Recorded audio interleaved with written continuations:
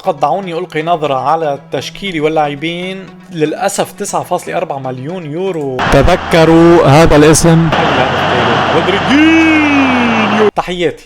بعد صدور نسخة فوتبول مانجر 2024 وبعد ما تحدثنا بالفيديو السابق عن الإضافات التي تم إضافتها لهذه النسخة مقارنة بالنسخة الماضية، اليوم أخيرا رح نبدأ بتحدي جديد بالنسخة الجديدة ورح نكتشف هذا التحدي سوية. إذا دعونا ندخل إلى اللعبة من أجل اختيار الدوريات اللي رح تكون موجودة بقاعدة البيانات. مثل ما عودتنا اللعبة رح في عدد كبير من الخيارات الدوريات، ولكن الشيء الجديد في هذه النسخة هو الدوري الياباني ب3 درجات، الأولى الثانية والثالثة. رح ألغي النمساوي، رح أترك الدوريات الكبرى بالمبدأ. رح أضيف الدوري البرازيلي لأنه من شأنه أنه يضيف لقاعدة البيانات عدد كبير من اللاعبين، وطبعا المنجم هو البرازيل. أنا اللي بحب دايما أعمل وهو استلم فريق صغير وحقق معه إنجازات تاريخية لأول مرة، أو استلم فريق كبير ولكن حاليا أو منذ سنوات يعاني وغير متواجد ضمن النخبة بعد الآن. الدوري الألماني في عدد كبير من الفرق الكبيرة التي تعاني، خاصة في الدرجة الثانية في شالكي، في هامبورغ، في هرتا برلين وهانوفر. طبعا حتى بالدرجة الأولى في فرق تعاني مثل فيردر بريمن، فريق كبير جدا صاحب تاريخ، منشن جلادباخ أيضا. لكن عادة ما أبدأ في الدوري الألماني. حابب جرب شيء تاني، ممكن الدوري الإيطالي أيضا، أمريكا الجنوبية، البرازيل أو بوكا جونيور، ريفر بليت. ساو باولو أعتقد هو القطعة المناسبة جدا لهذا التحدي. رح أبدأ بساو باولو، فريق عريق جدا صاحب تاريخ على المستوى البرازيلي والأمريكي والعالمي أيضا ببطولات كأس عالم للأندية. لمن لا يعلم من هو ساو باولو قد يكون هو الاختيار المناسب. ودعوني أضيف الدوري البرتغالي ليكون نقطة الوصل بين مسيرتي الأمريكية أو اللاتينية في بدايتي ومسيرتي الأوروبية والعالمية. جيد جدا. رح أضع فقط دوريات الدرجة الأولى، ومن ثم بعد ما نبدأ باللعبة فينا نغير كما نشاء. إذن قررنا الدوري البرازيلي. دعونا نبدأ في بداية موسم 2024، يعني بفترة تحضيرية، إذن بشهر نوفمبر. يلا نبدأ. طيب البداية دائما بعد التعريف والترحيب بالمدرب الجديد، ومن ثم نسخة عن أو نظرة على تاريخ النادي. شوف ساو باولو كل هذه الإنجازات والبطولات. وسائل الإعلام تتوقع إنهائنا في المركز السادس من الدوري البرازيلي. طبعا روي كوستا هو المدير العام في النادي، روي كوستا البرتغالي المعروف جدا والأسطورة البرتغالية. طبعا بعض المعلومات عن المورومبي، الملعب الرائع جدا جدا جدا، حلم يكون بيوم من الأيام بملعب المورومبي. نأتي إلى أهداف الإدارة. تتوقع تأهلنا إلى كأس الليبرتادوريس، طبعا هي ما يساوي دوري أبطال أوروبا في أوروبا. التأهل إلى المراكز ومراحل متقدمة من الدوري البرازيلي، والمنافسة أيضا على لقب الدوري البرازيلي. إذن تحديات ليست بالسهل أبدا بالنسبة للإدارة. قد دعوني ألقي نظرة على التشكيل واللاعبين بالتفصيل، ومن ثم أعود إليكم بالتشكيلة الرسمية اللي راح ألعب فيها خلال الموسم. إذن هذه هي التشكيلة بعد الاطلاع على كل اللاعبين بالتفصيل. أمضيت وقت لا بأس به أراقب قدرات كل لاعب وأحاول إيجاد التوليفة المناسبة. التكتيك اللي راح اتبعه هو الجيجن بريس أو الضغط العالي، بما أنه التشكيلة تتضمن لاعبين فيهم طاقة بدنية وضغط عالي قادرين على تطبيق هذه السياسة بشكل جيد. فقط للتنويه لدينا لاعبين مثل لوكاس مورا بالتشكيلة، خامس رودريغيز، الكل يعلم من هو خامس رودريغيز ولوكاس مورا. وفي موهبتين ولا أروع مع فريق ساو باولو حاليا. الأول هو المدافع بيرالدو. شوف بيرالدو 20 سنة فقط، لديه قدرات دفاعية، لديه قدرات تمركز رائع وقدرات بدنية ممتازة وذهنيا جيد جدا بعمر 20 سنة. بيرالدو. انتظروا هذا الاسم بشكل كبير جدا وقوي جدا، مش بس بالبرازيل بل بأوروبا قريبا. وأيضا بابلو مايا رائع هذا اللاعب، لاعب خط وسط 22 سنة، استخلاص للكرات، قدراته الدفاعية أكثر من قدراته الهجومية، لذلك راح يكون هو لاعب الارتكاز ومدمر الهجمات بالنسبة للفريق الخصم بتشكيلتي. 22 سنة فقط، لاعب رائع. شوف الستامينا والسترينث، ممتاز 22 سنة. هؤلاء هم أهم لاعبين أو ركائز التشكيلة: لوكاس مورا، خامس رودريغيز، بابلو مايا، وبيرالدو هو العمود الفقري للتشكيلة الحالية لساو باولو. أعزائي، بسبب عطل تقني بسيط لم أستطع تصوير المباراتين الأولى والثانية بالدوري البرازيلي للأسف الشديد. الأولى انتصرت فيها 3-0 على إنتر دي ليميرا، والثانية انتصرنا فيها على آغوا سانتا، إذا كان اللفظ صحيح، 4-2.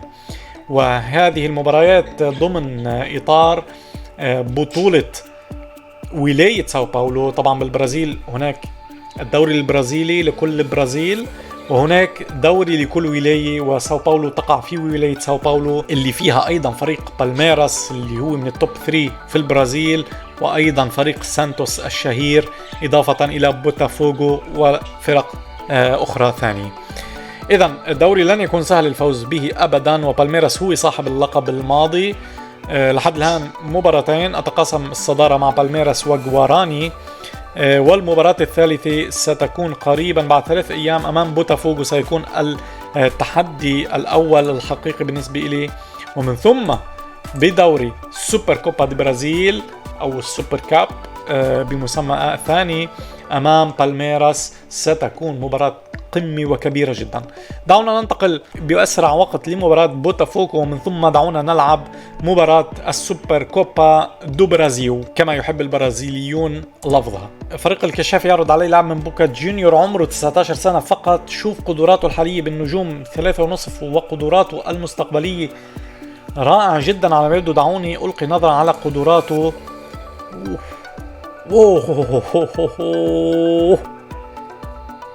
يا إلهي، 19 سنة، يلعب على الرواق الأيسر كله، مدافع، وينجر أو ميدفيلدر، لاعب وسط أيسر.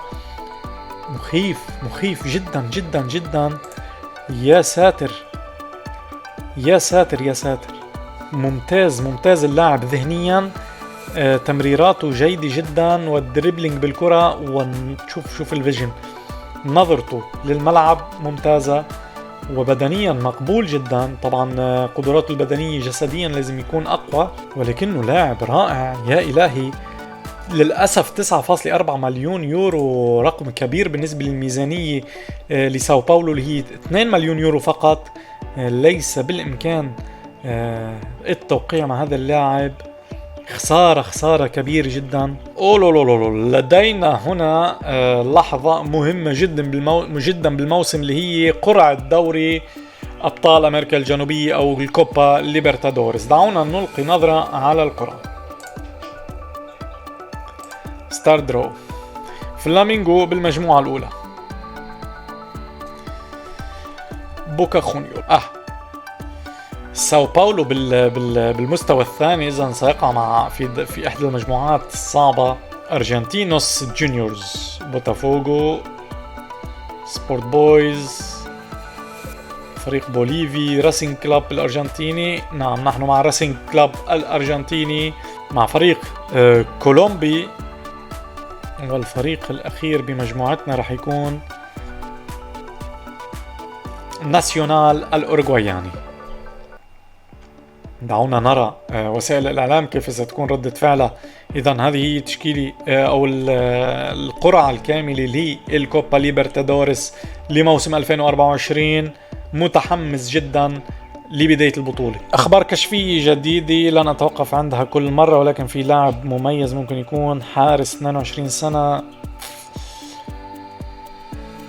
المواجهات الفردية 10 من 20، سيء نوعا ما. والمؤتمر الصحفي للحديث عن قرعة الكوبا ليبرتادوريس. طيب، ماذا تعتقد بالنسبة لي القرعة؟ أنا سعيد لمواجهة الحظوظ قائمة بشكل كبير.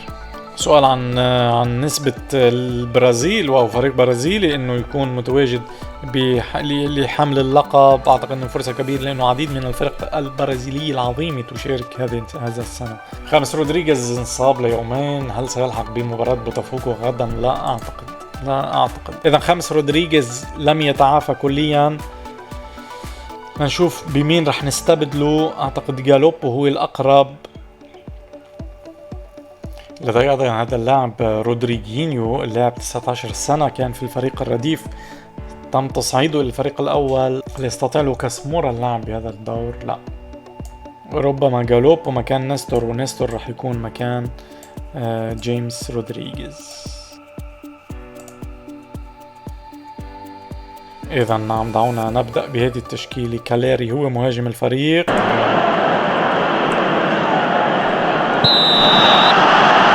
وساو باولو بالقميص الأبيض اليوم أمام بوتافوغو. سانتوس متأخر بهدف. حلوية نستور يا لعيب. رائع الاختراق يا نستور.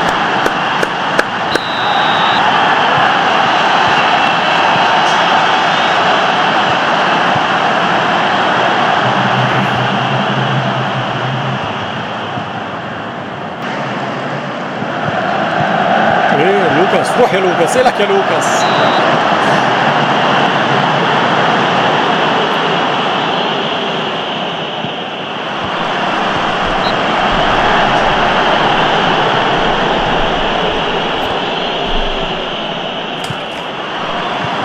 كاليري،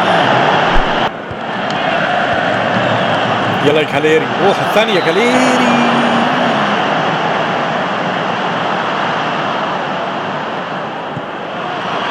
ضغط جميل.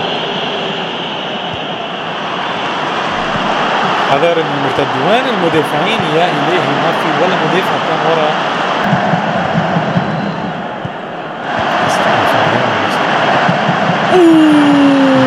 اسلخ يا بابلو يا مايا، اسلخ يا ساتر.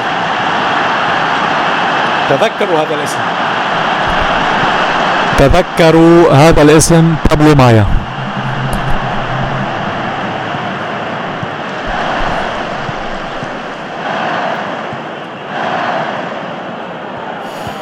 طيب ممتاز الأداء. 2-0، 30 دقيقة سيطرة، هدوء.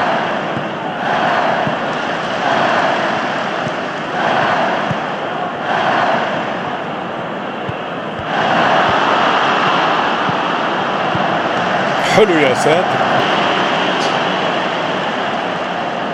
العصافير تزقزق بسبب الانتصار.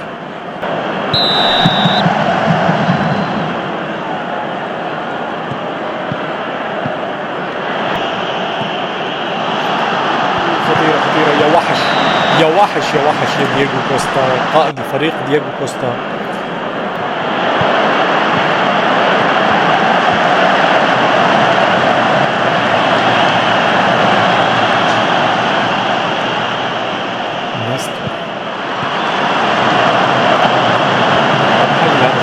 رودريجينيو، يا إلهي هذه على طريقة الكبار.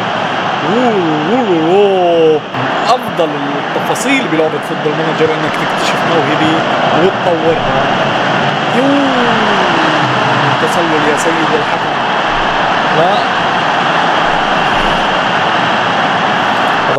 وضع خطير. رح خفف التيمبو شوي، يصير أبطأ، تمريرات قصيرة، ومودي اندفاع كتير إلى الأمام.